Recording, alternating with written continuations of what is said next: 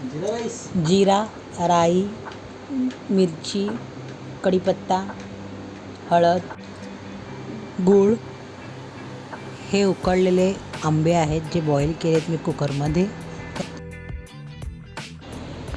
आता ह्या उकळलेल्या आंब्याचा मी साल काढून त्याच्या आतला पल्प काढत आहे, गर काढत आहे. आता हे काढलेलं पल्प मी एका भांड्यात जमा करत आहे. मिक्सर जसं आपण मिक्सरला फिरवतो तसं रवीने फिरवलं आहे. एका टोपात मी तेल किंवा तूप, तुम्हाला जसं आवडेल तसं, मी तूप टाकते. मग त्यात राई, जिरा, मिरची, कढीपत्ता,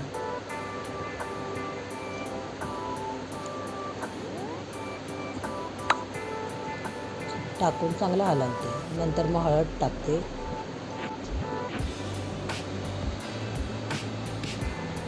चांगलं हलवून घेतलं. मग त्यात किसलेला गूळ टाकून तेही मिश्रण मी चांगलं हलवून घेतलं. त्यात थोडे मी तेजपत्ता टाकला आहे आणि जो पल्प काढला होता तो पल्प, त्या पल्पमधले पाणी टाकून चांगलं मिक्सर हलवून घेतलं. त्यात वरून कोथिंबीर टाकली. उरलेला पल्प आहे तो आपण महिनाभर प्रिझर्व करू शकतो. जेव्हा आपल्याला बनवायचा असेल तेव्हा तो पल्प टाकून परत असंच करू शकतो. आणि चिमूटभर मीठ टाकलं. छान 10-15 मिनटं उकळी आली.